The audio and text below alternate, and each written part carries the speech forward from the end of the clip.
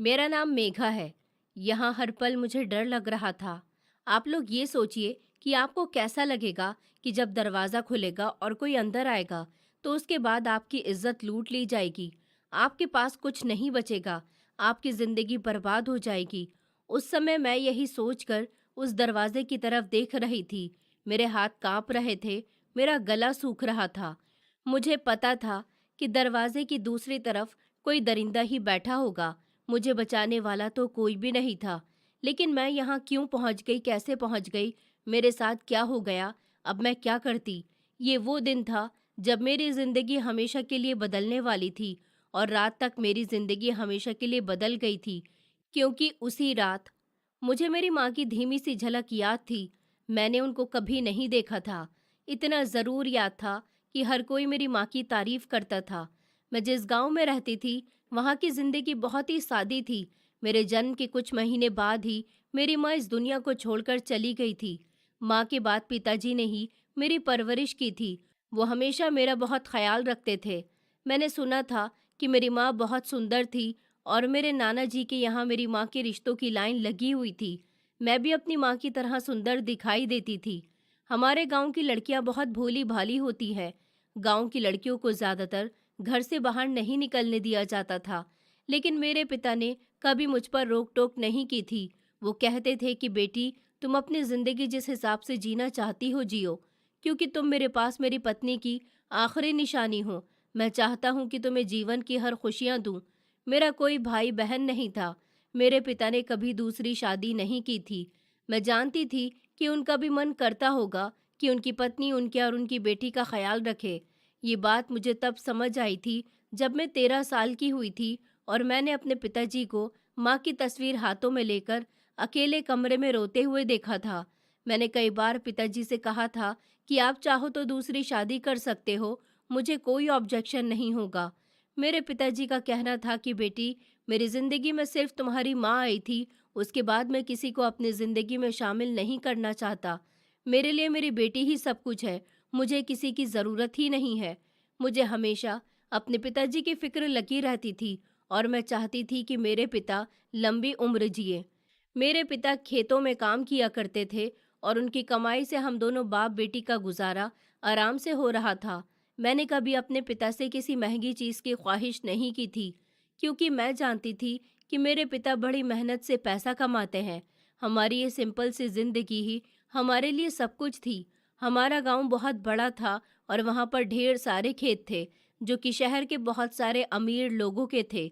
वो लोग आते थे, देखते थे कि उनकी ज़मीनों पर किसान किस तरह काम कर रहे हैं, कितना अनाज बोया जा रहा है, किस तरह बोया जा रहा है। उन लोगों का काम तो महीने 2 महीने में गांव का एक आध चक्कर लगाना होता था।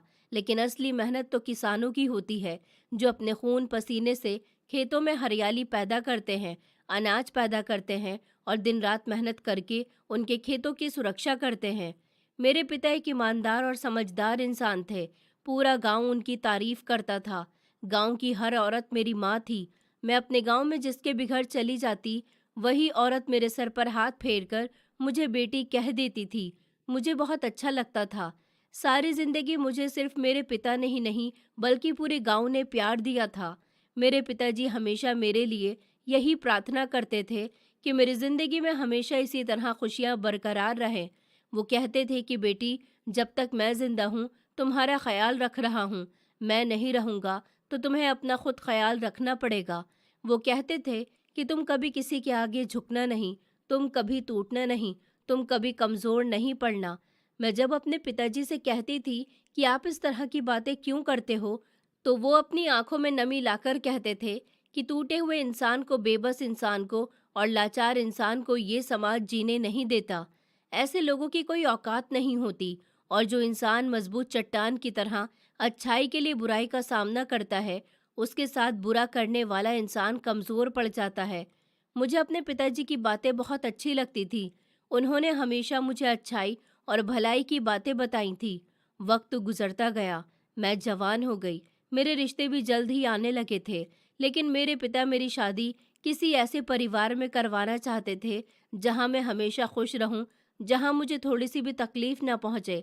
मेरे पिताजी हर पिता की तरह अपनी बेटी के बारे में भला ही सोचते थे, लेकिन किसी भी पिता के हाथ में उसकी बेटी का नसीब नहीं होता।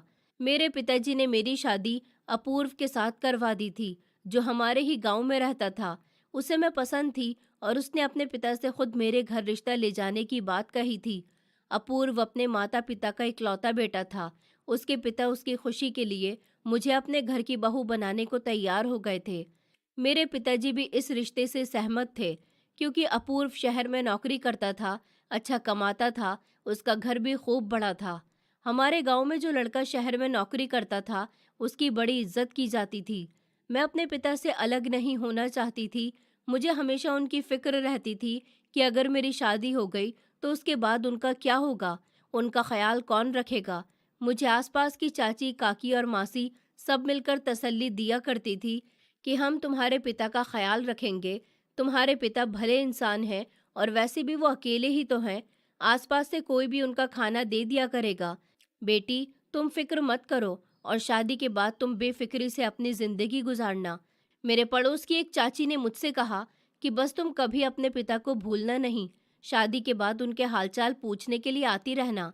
मैंने कहा कि जी चाची, मैं अपने पिता को कैसे भूल सकती हूँ। मेरे कहे हुए ये शब्द बहुत अटल थे। मुझे ये नहीं पता था कि शादी के बाद मुझे मेरे पिता से दूर कर दिया जाएगा।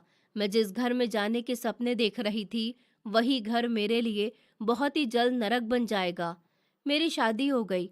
मैं विदाई वाली रात अपने पिता से लिपटकर बहुत रोई थी और मुझे उस दिन माँ की भी बहुत याद आई थी।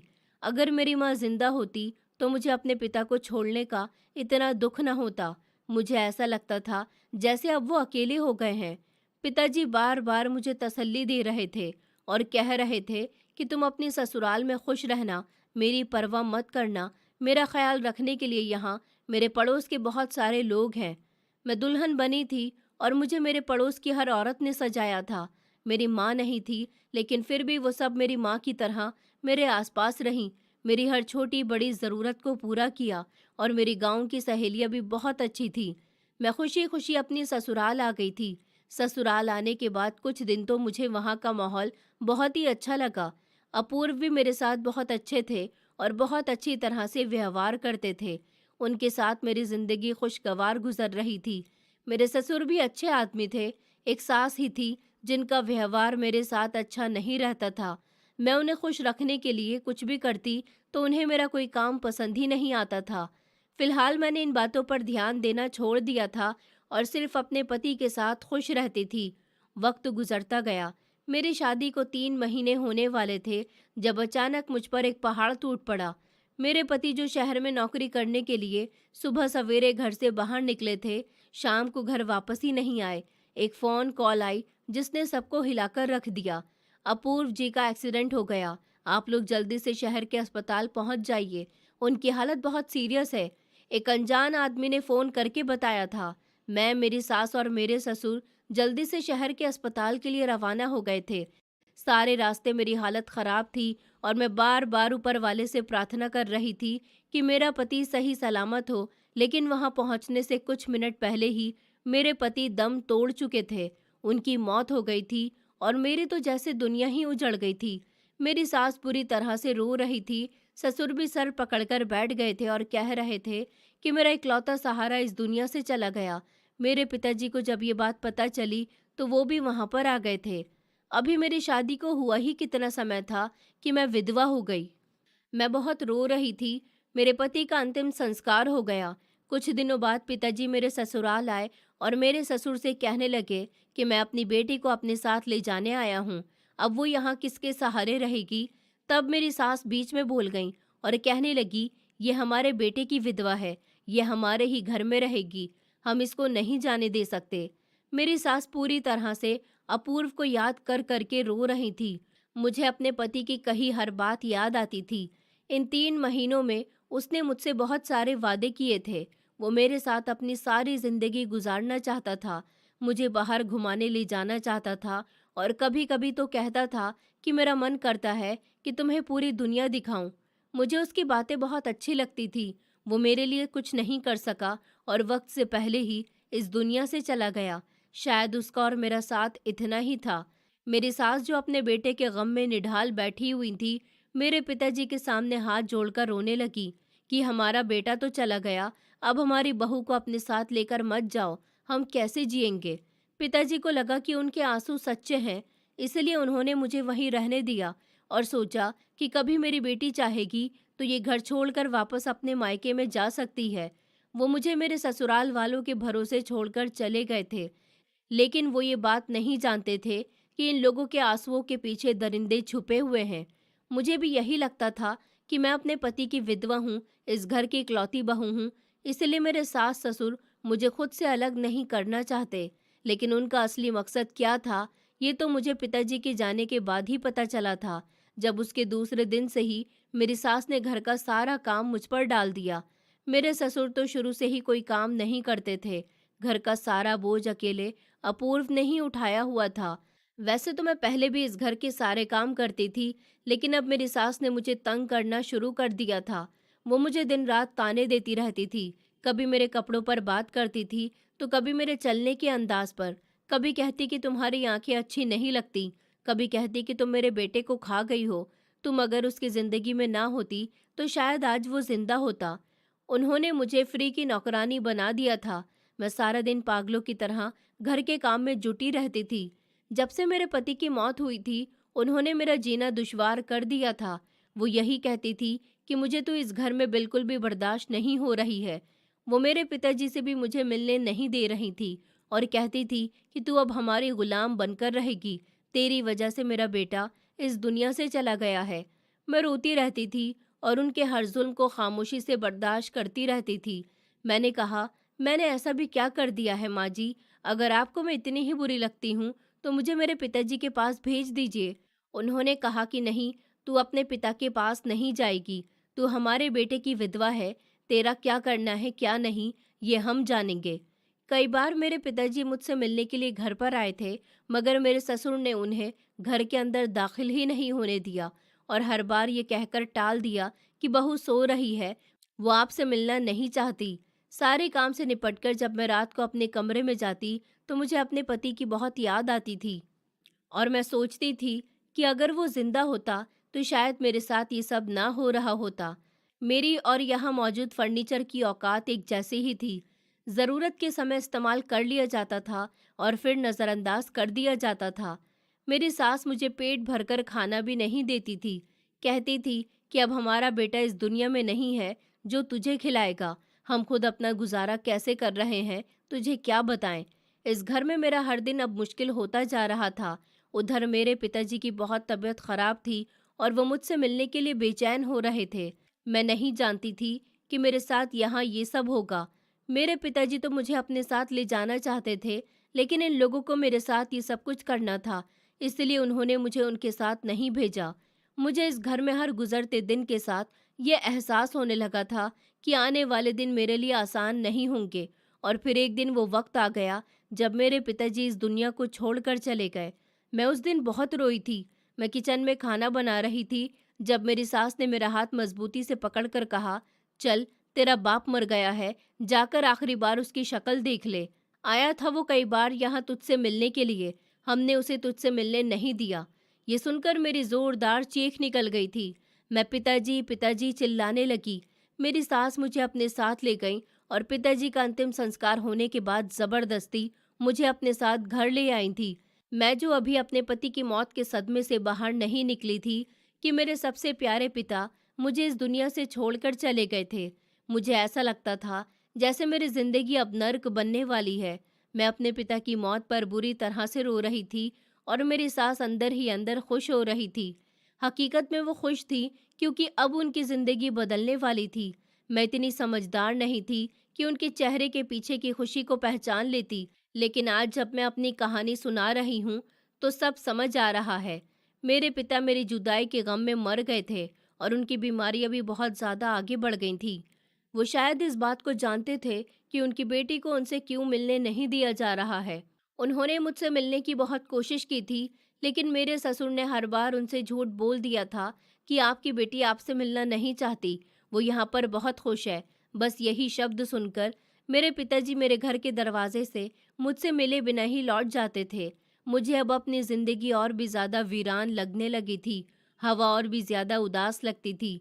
मुझे अब हर समय अजीब सा डर लगा रहता था। मैं सोचती थी कि पता नहीं अब मेरे साथ क्या बुरा होने वाला है। मुझे ये नहीं पता था कि मेरी सास की सोच वहां से शुरू हो रही थी जहां मेरी खत्म हो रही थी। एक दिन दोपहर के समय मैं आंगन में कपड़े धो रही थी। बाहर गर्मी बहुत तेज थी, तेज की लू चल रही थी।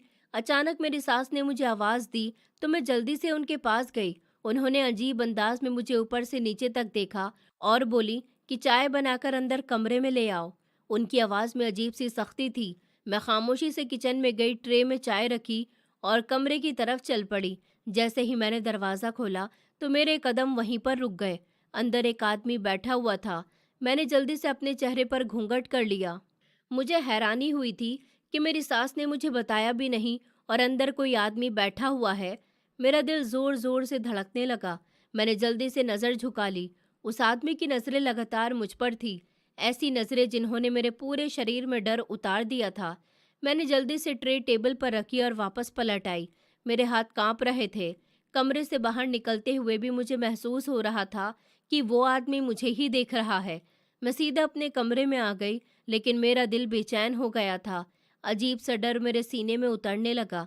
ऐसा लग रहा था जैसे कुछ बहुत बड़ा होने वाला है। कुछ देर के बाद मैं पानी लेने के लिए बाहर निकली तो मेरी सास फोन पर बात कर रही थी। उनकी आवाज़ धीमी थी, लेकिन फिर भी मेरे कानों में साफ पड़ रही थी। नहीं नहीं, 20 तो कम है, 25 या 30 भी कम है। मेरा दिल जोर जोर से धड़कने लगा। मैं वहीं दरवाजे के पीछे खड़ी रह गई। पता नहीं वो किससे बात कर रही थी, किस चीज़ की कीमत लगा रही थी, लेकिन उनकी आवाज़ सुनकर मेरे शरीर में ठंड दौड़ गई थी। ऐसा लग रहा था जैसे मेरा नाम लिया जा रहा हो, जैसे कोई सौदा हो रहा हो। मेरी सास के चेहरे पर अजीब सी चमक थी। वो धीरे धीरे बात कर रही थी और बार बार इधर उधर देख रही थी। मैं जल्दी से अपने कमरे में आ गई। उस रात मुझे नींद नहीं आई थी। बार बार वो आदमी याद आ रहा था, उसकी नज़रें, मेरी सास की फ़ोन पर की गई बातें और दिल में उठता हुआ अजीब सा डर। ऐसा लग रहा था जैसे मेरे आसपास कोई जाल बुना जा रहा हो और मैं उसमें फंसने वाली हूँ। लेकिन उस समय तक मुझे बिल्कुल भी अंदाज़ा नहीं था कि मेरी सास क्या कर चुकी थी और अगले ही दिन मेरी पूरी ज़िंदगी बदलने वाली थी। क्योंकि अगले दिन वो आदमी दोबारा आया था। इस बार वो पहले से भी ज़्यादा बेफिक्र अंदाज में बैठा हुआ था, जैसे कोई अपने किसी काम की डिलीवरी लेने आया हो, और सीना तान कर सोफे पर बैठा हुआ था। उसके चेहरे पर अजीब सा घमंड था। पंखा धीरे धीरे चल रहा था और गर्मी की वजह से पूरा घर भट्टी लग रहा था। मैं अपने कमरे में थी जब मेरी सास तेजी से आई। उनके चेहरे पर चमक थी, आंखों में वही जहर भरा हुआ था। वो मेरे करीब आई और मेरा हाथ जोर से पकड़कर बोली, चल, आज मैं तुझे विदा करने वाली हूँ। मैं हैरान होकर उनका चेहरा देखने लगी। मैंने कहा, माँ जी, क्या मतलब है आपका? वो ऐसी हंसी हंसने लगी जिससे मेरे शरीर में डर उतरने लगा। वो बोली, बेच दिया है मैंने तुझे इस आदमी के हाथ, अब ये तुझे ले जाएगा। मुझे ऐसा लगा जैसे मेरे कानों ने गलत सुना हो, जैसे वो किसी और दुनिया की बात कर रही हों। उन्होंने कुछ सोचा न समझा और सीधा आकर कह दिया कि मैं तुझे बेच चुकी हूँ। मेरे हाथ ठंडे पड़ गए। मैंने कांपती हुई आवाज़ में कहा, क्या हो गया है माँ जी आपको? ये आप क्या कह रही हैं? मैं ज़ोर ज़ोर से चिल्लाने लगी। उन्होंने कहा, तू अब हमें बोझ लगने लगी है। हमारे बेटे के मरने के बाद हमारे घर की खुशियाँ ख़त्म हो गईं, आमदनी आना बंद हो गई। तेरा तो वैसे भी इस दुनिया में कोई नहीं है, तो इसलिए तेरा कुछ ना कुछ तो करना ही था ना। चल निकल इस घर में, अब तेरा कोई काम नहीं है। मेरी आंखों में आंसू आ गए। मैंने कांपती हुई आवाज़ में कहा, माँ जी, मुझ पर ऐसा जुल्म मत करो। फिर मैंने अपने ससुर को देखा जो खामोशी से एक तरफ बैठे ये सब देख रहे थे। मैं उनके पैरों में जाकर गिर गई। बाबूजी, आप माँ जी को समझाओ ना, देखो ये मेरे साथ क्या करने जा रही हैं। मैं उनके पैर पकड़कर रो रही थी तो उन्होंने भी मुझे एक जोरदार लात मारी कि मैं ज़मीन पर गिर पड़ी और कहने लगे, तेरे साथ जो हो रहा है बिल्कुल ठीक हो रहा है। तू हमारे इकलौते बेटे को खा गई। वो हमारे बुढ़ापे का सहारा था। वो जिंदा होता तो तब कोई तेरी इस घर में कदर करता, लेकिन अब तेरी इस घर में कोई कदर नहीं है। तेरे साथ बिल्कुल ठीक हो रहा है। मुझे अपने ससुर से ऐसी उम्मीद नहीं थी। मेरे हाथ कांप रहे थे। मैं लगातार रो रही थी, लेकिन उन दोनों के चेहरों पर थोड़ा सा भी रहम नहीं था। जब मेरी सास ने देखा कि मैं नहीं जा रही तो उन्होंने दरवाज़ा खोलकर उस आदमी को अंदर बुलाया। वो आदमी भारी कदमों से अंदर आया। उसकी आंखों में अजीब सी सख्ती थी। शायद वो भी सब कुछ जानना चाहता था, शायद वो सिर्फ मुझे ले जाने के लिए आया था। मैं डर के पीछे हटने लगी, लेकिन मेरी सास ने मेरा हाथ जोर से पकड़ लिया। फिर दोनों ने मिलकर जबरदस्ती मेरे हाथ पांव बांधने शुरू कर दिए। मैं चिल्ला रही थी, रो रही थी, खुद को छुड़ाने की कोशिश कर रही थी, लेकिन वो दोनों मुझसे ज्यादा ताकतवर थे और उनके साथ मेरे ससुर भी उनकी मदद कर रहे थे। मेरी सास की कड़कदार आवाज मेरे कान में पड़ी। चिल्ला क्यों रही है? तेरी असली जगह वही है जहां हम तुझे भेज रहे हैं। उन्होंने उस आदमी से कहा कि ले जा इसे यहाँ से। मैं लगातार उनसे रिक्वेस्ट कर रही थी, माँ जी, ऊपर वाले के लिए मेरे साथ ऐसा मत करो। अपने बेटे को ही याद कर लो, वो मुझसे बहुत मोहब्बत करता था। अगर वो जिंदा होता तो मेरे साथ ऐसा कुछ भी नहीं होने देता। उन्होंने कहा कि हाँ, तू ठीक कह रही है। अगर हमारा बेटा जिंदा होता तो शायद हम तेरे साथ ऐसा ना करते। मैंने कहा, प्लीज़ माँ जी, मेरे साथ ऐसा मत करो। मैं कहीं नहीं जाऊंगी, मैं यहीं रह लूंगी। मैं किसी को कुछ नहीं कहूंगी, सारी जिंदगी आपकी सेवा करूंगी। लेकिन उन्होंने मेरी एक न सुनी। उस आदमी ने जबरदस्ती मुझे उठाया। मेरे हाथ बंधे हुए थे और लगातार आंसू मेरे चेहरे पर बह रहे थे। मैं दरवाजे की तरफ देख रही थी। ये वही घर था जिसमें मैं दुल्हन बनकर आई थी। मेरे सास ससुर दरवाजे के पास खड़े हंस रहे थे, क्योंकि उन लोगों को मेरी इतनी कीमत तो मिल गई होगी कि वो आराम से बैठकर खा सकते थे। उन्होंने मुझे पूरे 50 लाख रुपए में बेच दिया था। उस आदमी ने मुझे गाड़ी की पहली सीट पर जोर से धक्का दिया। मेरा सर दरवाजे से टकराया। दर्द की एक लहर मेरे पूरे शरीर में दौड़ गई थी। गाड़ी चलने लगी। मैं लगातार रो रही थी। मेरे हाथ पैर बंधे हुए थे। गाड़ी के शीशों से गांव पीछे रहता जा रहा था। सड़कें बदलने लगीं, गर्मी बढ़ती जा रही थी। हवा जैसे आग उड़ा रही थी। दूर दूर तक धूल उड़ रही थी। मुझे इस समय अंदाजा नहीं था, लेकिन बाद में पता चला कि हम शहर की तरफ जा रहे थे। गाड़ी में अजीब सी खामोशी थी, सिर्फ इंजन की आवाज़ आ रही थी और मेरी सिसकियाँ बार बार उस आदमी से कह रही थी कि प्लीज़ मुझे छोड़ दो, मैंने तुम्हारा क्या बिगाड़ा है। लेकिन उसने मेरी तरफ देखा तक नहीं, जैसे मैं इंसान न हूँ, जैसे मैं सच में कोई सामान हूँ जो कीमत देखकर खरीदा गया हो। मैं रोती रही और उसे मेरा कोई एहसास ही नहीं हुआ।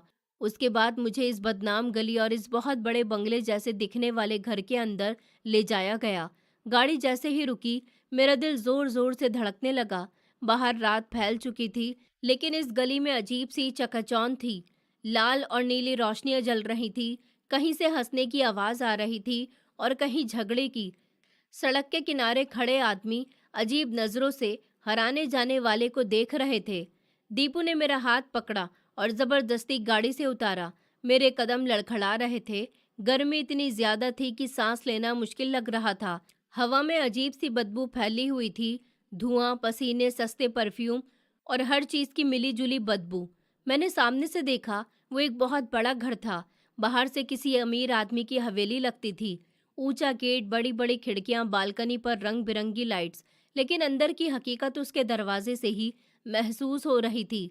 जैसे ही मैं अंदर दाखिल हुई, मैं वहां के माहौल को समझ गई थी। ये एक कोठा था। वही लड़कियां जिनको लड़कियां कहना शायद गलत था, वो सिर्फ जिस्म थी, इंसान नहीं थी। यहाँ लोग आत्मा नहीं खरीदते थे, सिर्फ जिस्मों की खरीदारी होती थी। हॉल बहुत बड़ा था। जमीन पर मोटा कालीन बिछा हुआ था। दीवारों पर बड़े बड़े शीशे लगे हुए थे। कहीं औरतें हंस रही थी तो कहीं आदमी धुआं खींच रहे थे।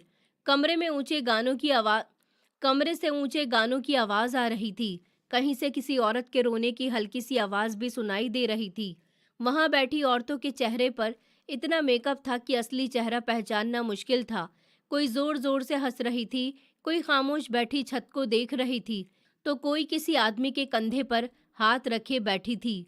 मुझे ऐसा लग रहा था जैसे मैं किसी और ही दुनिया में आ गई हूँ, एक ऐसी दुनिया जहाँ इंसान जिंदा होते हुए भी मर जाते हैं। दीपू मुझे सीढ़ियों से ऊपर ले गया। वहाँ लंबा सा बरामदा था। दीवारों पर सुनहरे पर्दे लगे हुए थे। एक कमरे के बाहर पहुंचकर उसने दरवाज़ा खोला और मुझे अंदर धकेल दिया। कमरे में एक औरत बैठी हुई थी। उसकी उम्र लगभग 50 साल होगी। भारी भरकम शरीर, हाथों में सोने के कड़े, चेहरे पर डार्क मेकअप और आंखों में अजीब सी चमक। वो एक बड़े पलंग पर बैठी हुई पान खा रही थी।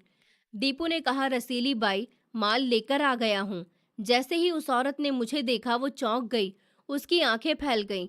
वो जल्दी से अपनी जगह से उठी और मेरे करीब आकर कहने लगी, तू भी पागल है क्या? क्या उठाकर ला रहा है? क्या देख तो सही बेचारी का क्या हाल कर दिया। अरे कोई पानी लेकर आओ जल्दी। उसकी आवाज़ सुनते ही एक लड़की जल्दी से पानी लेकर आई। मैं कांप रही थी, मेरा गला सूख चुका था।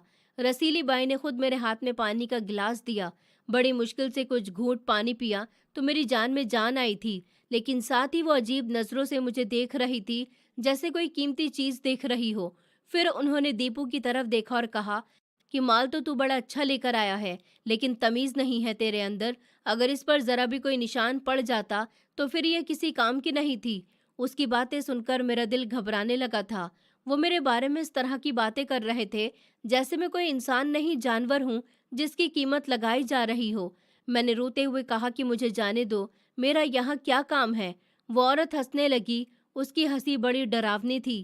कहने लगी, क्यों, तेरा ही तो यहाँ काम है और किसका काम है? दीपू ने कहा कि बाई ये नाटक बहुत कर रही है। उसने मेरी थोड़ी पकड़ी और कहने लगी कि तू बहुत खुशनसीब है, तेरा चेहरा बड़ा सुंदर है, अपने चेहरे का फ़ायदा उठा, मैं तेरी किस्मत बना दूंगी। फिर वो ज़ोर से हंसी। उसकी हंसी में खुशी नहीं थी, सिर्फ मतलब था। उसने दीपू से कहा कि देख, माल नया और ताज़ा है, इसको सबसे छुपाकर कमरे में बंद कर दे। वो बड़ा सेठ आएगा ना, उसके सामने पेश करूंगी, वो सही कीमत लगाएगा इसकी। ये सुनकर मेरी टांगों से जान निकल गई। मैंने जल्दी से उसके पैर पकड़ लिए। मैं वहीं रोते हुए कहने लगी कि प्लीज़ मुझे जाने दो, मेरा यहाँ कोई नहीं है, मैं तुम्हारे पाँव पकड़ती हूँ। मैंने दीपू से भी कहा कि भैया प्लीज़ मुझे छोड़ दो, मैं तुम्हें कभी बद्दुआ नहीं दूंगी, मुझे वापस जाने दो। लेकिन किसी के चेहरे पर रहम नहीं आया। वो सब ऐसे खड़े थे जैसे ये सब मामूली जैसी बात हो, जैसे रोज़ लड़कियां इस तरह यहाँ लाई जाती हों। रसीली बाई ने हाथ हिलाया और कहा, ले जाओ इसको, बहुत रो रही है। दीपू ने मेरा हाथ जोर से पकड़ा और मुझे घसीटते हुए बरामदे से ले गया। मैं लगातार रो रही थी। वहां खड़ी दूसरी लड़कियां खामोशी से मुझे देख रही थी। किसी की आंखों में अफसोस था, किसी की आंखों में डर, और कुछ ऐसी भी थी जिनके चेहरे बिल्कुल लाचार हो चुके थे। शायद वो भी मेरी तरह कभी यहाँ लाई गई होंगी। दीपू मुझे एक छोटे से कमरे में ले गया। अंदर सिर्फ एक पलंग था, एक पुराना पंखा और कोने में बाथरूम था। उसने मुझे अंदर धक्का दिया, फिर बाहर से दरवाज़ा बंद कर दिया। मैं दरवाजे की तरफ भागी और ज़ोर ज़ोर से खटखटाने लगी, मुझे बाहर निकालो, प्लीज़ मुझे जाने दो। लेकिन बाहर से कोई जवाब नहीं आया। कुछ देर के बाद एक लड़की खाना और पानी रख गई। वो खामोश थी। उसने मेरी तरफ अफसोस से देखा लेकिन कुछ नहीं बोली। मैंने पूरे कमरे को ध्यान से देखा। खिड़की पर मोटी सलाखें लगी हुई थी। दरवाज़ा बाहर से बंद था। दीवारें खाली थीं। वहाँ से निकलने का कोई रास्ता नहीं था। मैं फिर भी हार नहीं मानी। मैंने पलंग खिसकाया, खिड़की को ज़ोर से हिलाया, बाथरूम में जाकर देखा कि शायद कोई रास्ता हो, लेकिन हर तरफ बंदिश थी। मैं थककर ज़मीन पर बैठ गई। मेरे हाथ कांप रहे थे, आंखें सूज चुकी थी। मैं फूट फूट कर रोने लगी। उसी रात मुझे पहली बार लगा कि शायद मेरी किस्मत ख़त्म हो चुकी है। 2 दिन तक मैं इस कमरे में बैठकर रोती रही। वक्त जैसे रुक सा गया था। न दिन का पता चलता था, न रात का। सिर्फ दीवारें थी और मेरा रोना था। कमरा हर समय बंद रहता था। बाहर से कुंडी लग जाती थी। सिर्फ कभी कभी किसी के कदमों की आवाज़ आती थी, या बरामदे में औरतों के हंसने की। रात के समय गानों की आवाज़ें और मर्दों की हंसी और भी ज़्यादा साफ सुनाई देती थी। कभी कोई लड़की ज़ोर से हंसती तो अगले ही लम्हे किसी के रोने की आवाज़ आने लगती। मैं हर समय अपने पति और पिताजी को याद करके रोती रहती थी, और जब मुझे अपने सास ससुर की याद आती तो मेरे दिल में नफरत भर जाती थी। 2 दिन में शायद मैंने सुकून से आंखें बंद की हों। जब भी आंख लगती तो डरावने सपने आने लगते थे। कभी लगता कोई दरवाज़ा खोलकर अंदर आ रहा है। पहले दिन जब एक लड़की खाना लेकर आई तो मैंने प्लेट दूर कर दी थी।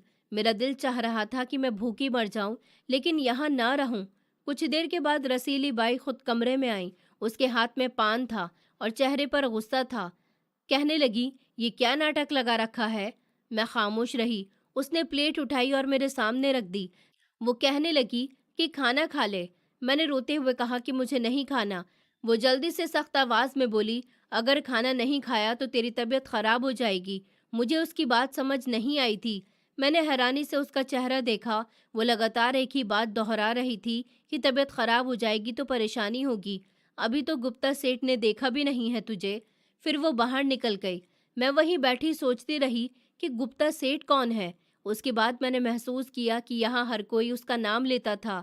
कभी कोई लड़की कहती कि गुप्ता सेठ आने वाला है, कभी टीपू हंसते हुए कहता कि बस अब किस्मत खुलने वाली है, कभी रसीली बाई किसी से फ़ोन पर कहती इस बार ऐसा माल आया है कि गुप्ता सेठ भी खुश हो जाएगा। उनकी ज़ुबान मुझे बहुत गंदी लगती थी। हर बात में अजीब इशारा होता था, जैसे इंसानों की नहीं चीज़ों की बात हो रही हो। वो कहती कि वही किस्मत का फैसला करेगा और कोई कहता वही अकाउंट खोलेगा। पहले तो मुझे समझ ही नहीं आया कि अकाउंट खुलने का मतलब क्या है। फिर धीरे धीरे उनकी बातों का मतलब समझ आने लगा और मेरी आत्मा कांपने लगती थी। मैं जब भी ये सब सुनती मेरे शरीर में डर भर जाता था। मुझे लगता था जैसे मैं किसी बाजार में खड़ी हूँ जहाँ हर चीज़ की कीमत लगती है और अब मेरी बारी थी। दूसरे दिन शाम के समय बाहर बहुत शोर हुआ था, कोई महफिल लगी हुई थी।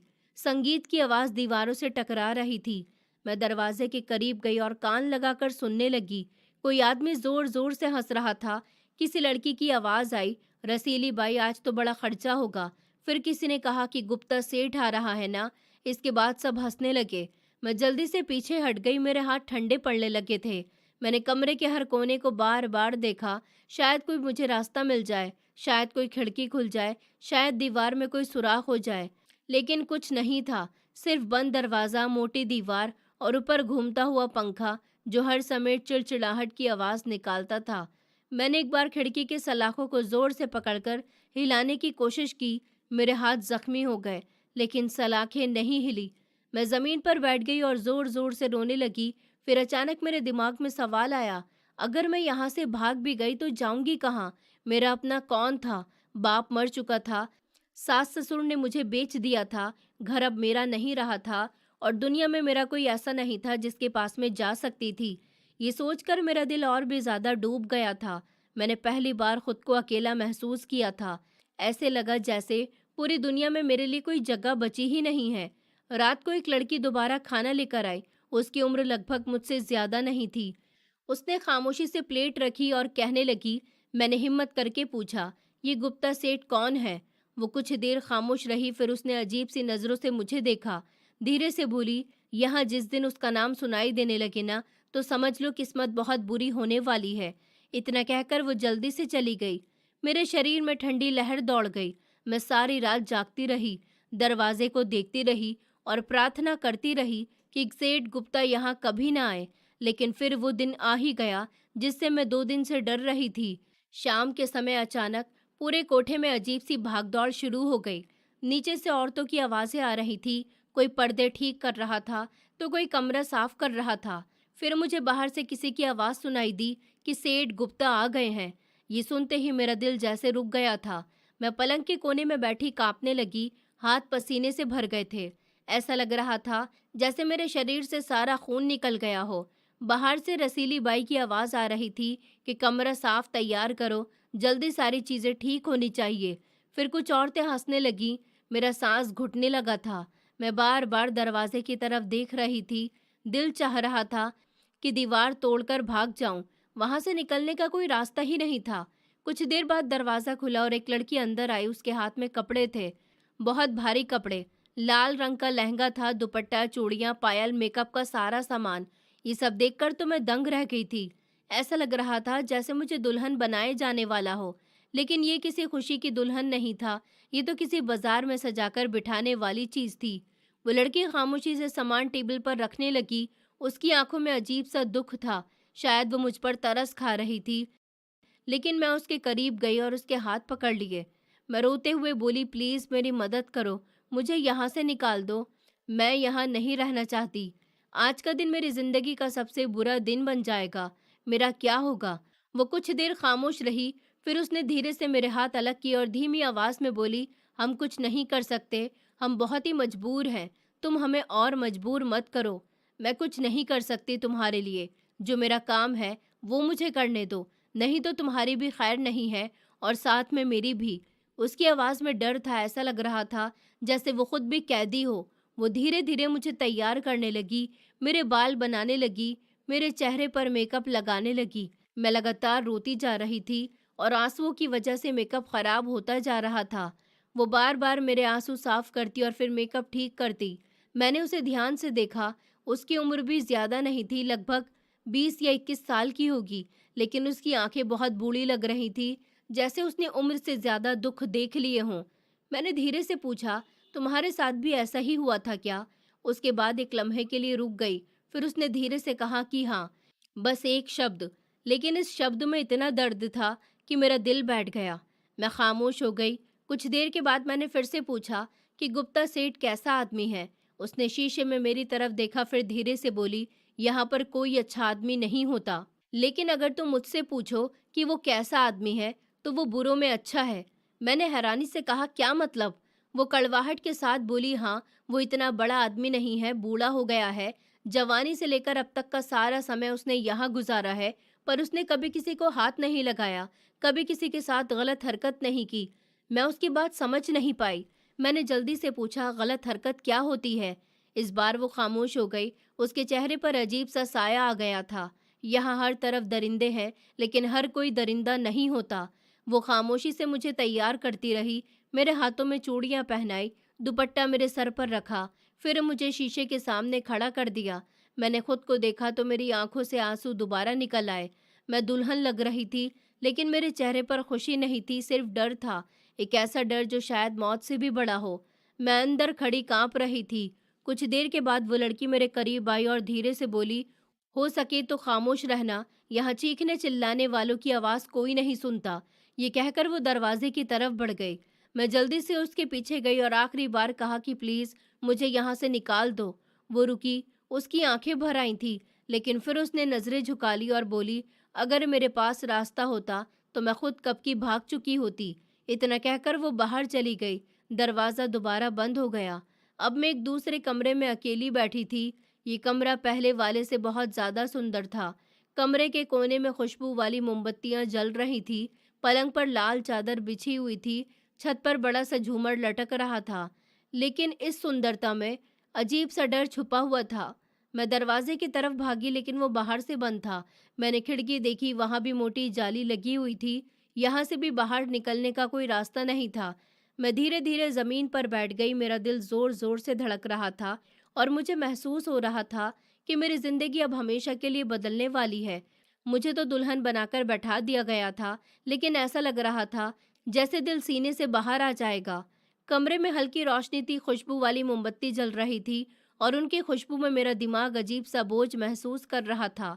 मैं पलंग के किनारे पर बैठी लगातार अपने हाथ मरोड़ रही थी। मेरा दिल इतनी जोर से धड़क रहा था कि मुझे लग रहा था कि अभी बाहर निकल आएगा। फिर अचानक दरवाज़ा खुला और मेरा पूरा शरीर कांप गया। गुप्ता सेठ अंदर दाखिल हुआ। मैंने डरते हुए पहली बार उसे ध्यान से देखा। उसकी उम्र लगभग 45 साल होगी। उसका कद लंबा था। उसने साफ सुथरे कपड़े पहने हुए थे। उसकी आंखें बाकी मर्दों जैसी नहीं थी जो मैंने इस कोठे में देखी थी। उनमें हवस कम और थकन ज्यादा थी।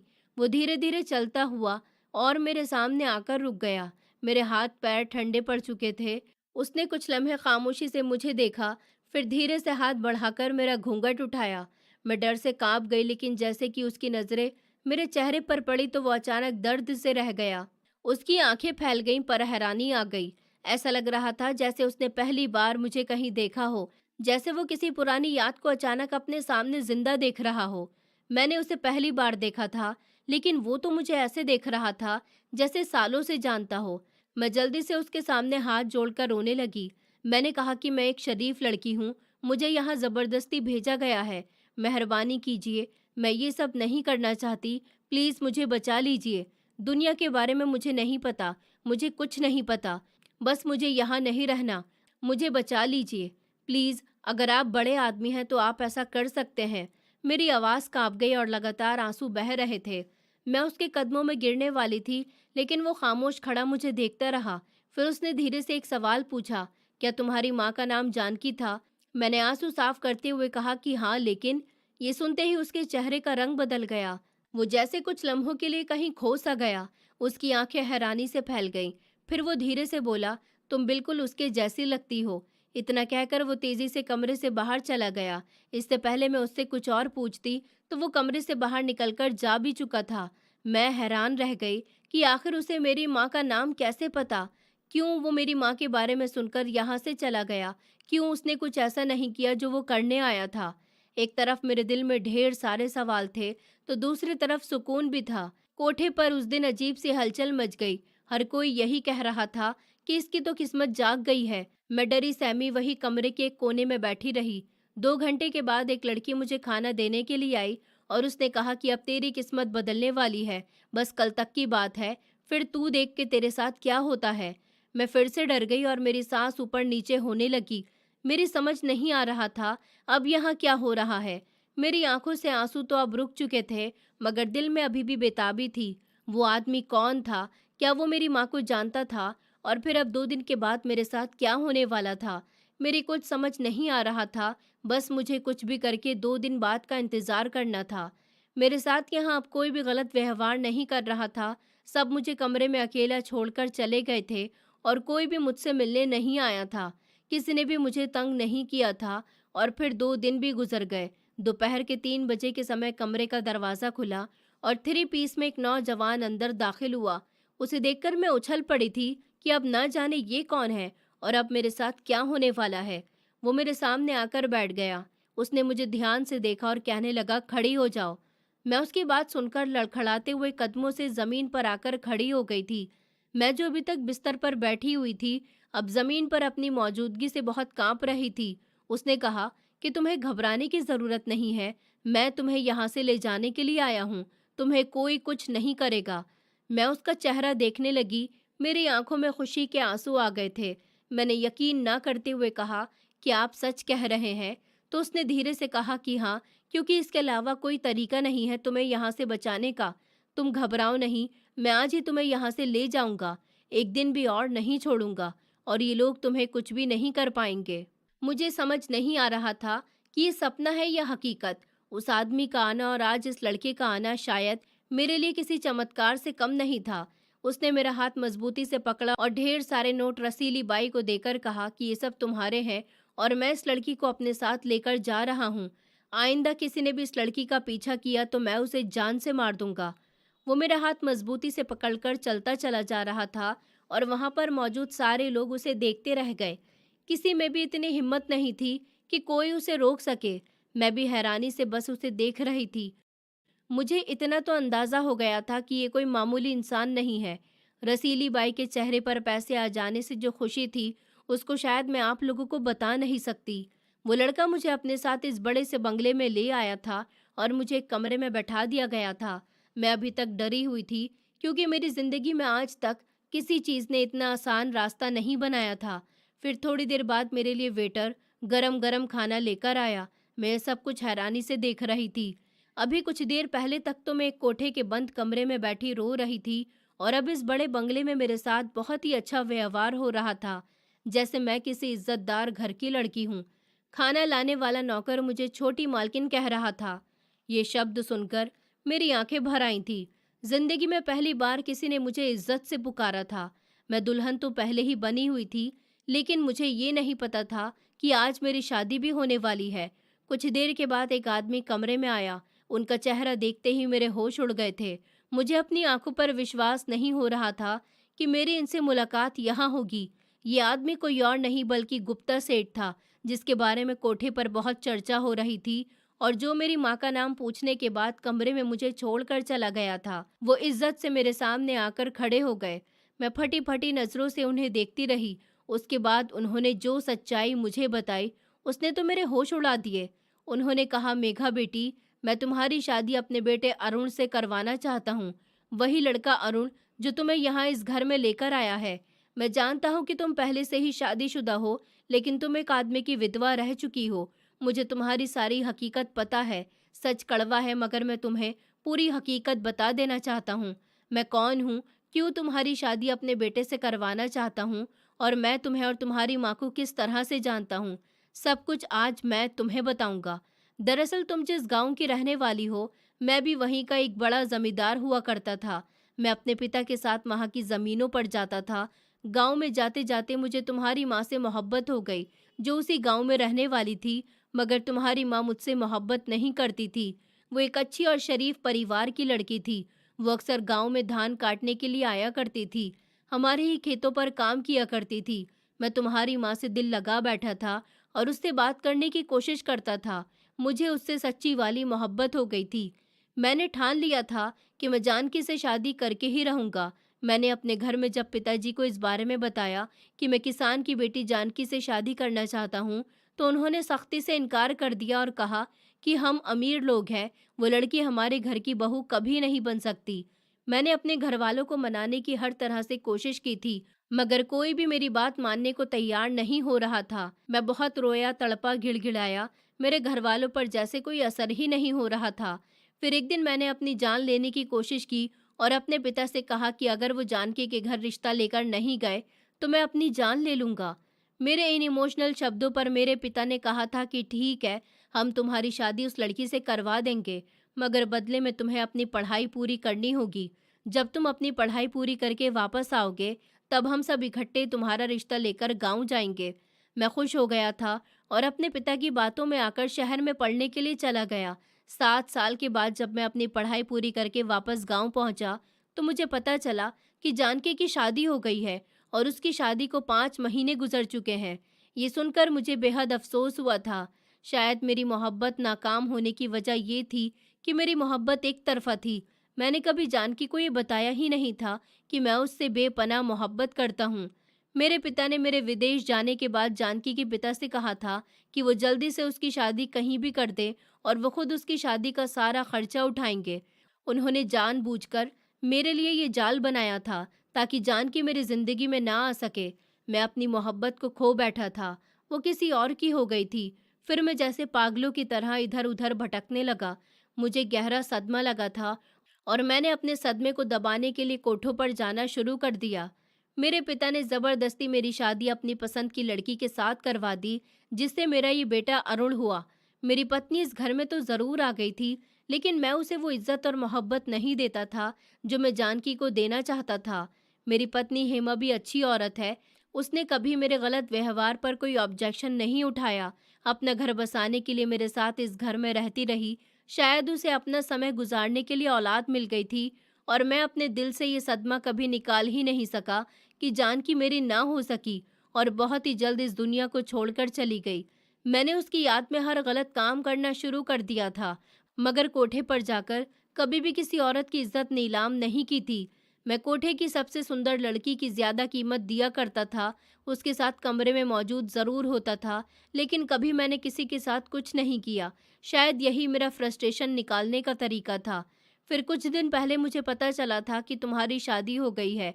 मैं भले ही जानकी के मरने के बाद दोबारा गाँव नहीं गया, मगर मुझे पता चल जाता था कि वहाँ क्या क्या हो रहा है। उस दिन जब मैंने तुम्हें कोठे के कमरे में पहली बार देखा, तो मुझे तुम्हारी शक्ल में अपनी जानकी नजर आई थी और तुमने कहा कि तुम उसी की बेटी हो। मेरी कुछ समझ नहीं आया और मैं वहाँ से निकल आया। फिर मैं गाँव फिर मैंने गाँव जाकर सारी डिटेल निकाली तो पता चला कि जानकी की बेटी कहाँ है, उसका पति कहाँ है, और तुम्हारे सास ससुर से भी पता किया, मगर उनकी बातों के अंदाज से मुझे लगा कि तुम्हें वहां तक पहुंचाने वाले वही लोग थे। इसलिए मैंने पुलिस का सहारा लिया, उन लोगों को डराया धमकाया तो उन्होंने सारा सच उगल दिया कि उन्होंने पैसों के लिए तुम्हें वहां बेच दिया था। मैंने उनको तो अरेस्ट करवा दिया है। मैं अपनी मोहब्बत तो पूरी नहीं कर सका, मगर जानकी की बेटी को अपने घर की बहू बनाने का फैसला मैंने कर लिया है। मैं घर आया और मैंने सब कुछ अपने बेटे को बताया, तो मेरे बेटे ने मुझसे वादा किया और कहा कि वो तुमसे शादी ज़रूर करेगा, वो तुम्हें बचाकर इस घर में लेकर आएगा। मेरा बेटा मेरा आज्ञाकारी बेटा है, वो मेरा हमेशा से ही कहना मानता था। उसे जब सब कुछ पता चला, तो आज वो तुम्हें अपनी पत्नी बनाने के लिए तैयार है और तुम्हें इज्जत से उस कोठे से लेकर आया। मेरी पत्नी सब कुछ जानती है, उसने कभी मुझसे या मेरे बेटे से कुछ नहीं कहा। अब मैं तुम्हें सब कुछ बता चुका हूँ, क्या तुम मेरे बेटे से शादी करने के लिए तैयार हो? तुम्हें इस घर में इज्जत, रुतबा, हैसियत सब कुछ मिलेगा। उनकी बात सुनकर मेरी आंखों में आंसू आ गए थे और फिर मैंने इस शादी के लिए हाँ कर दी थी। मुझे नहीं पता था कि पुराने समय के साथ इतनी बड़ी हकीकत जुड़ी हुई है। मेरी शादी तो अरुण के साथ हो गई, मगर मेरे ससुर जो मेरी माँ से बेहद मोहब्बत करते थे, जिनकी मोहब्बत इस दुनिया में अधूरी रह गई, उन पर मुझे आज भी अफसोस होता है। मेरी सास कहती हैं कि मुझे हमेशा से ही अपने पति का साथ चाहिए था, जो कि मुझे कभी नहीं मिला। लेकिन तुम जब से इस घर में आई हो, उन्होंने मुझे अपना लिया है और जैसे मेरी ज़िंदगी में खुशियाँ वापस आ गई हैं। मैं खुश हूँ कि मैं किसी की खुशियों की वजह बनी। अरुण के साथ मैं बहुत खुश रहती हूँ। कभी कभी हमारी मदद करने वाला हमारे पुराने समय से जुड़ा हुआ होता है और हमें पता भी नहीं होता कि हमारे साथ उसका क्या संबंध है। दोस्तों, उम्मीद करती हूँ आपको हमारी कहानी पसंद आई होगी। कहानी पसंद आई है तो वीडियो को लाइक करें, चैनल पर नए हैं तो चैनल को सब्सक्राइब करें और हाँ, नोटिफिकेशन बेल को ज़रूर दबाएं ताकि अगली अपडेट सबसे पहले आपको मिले।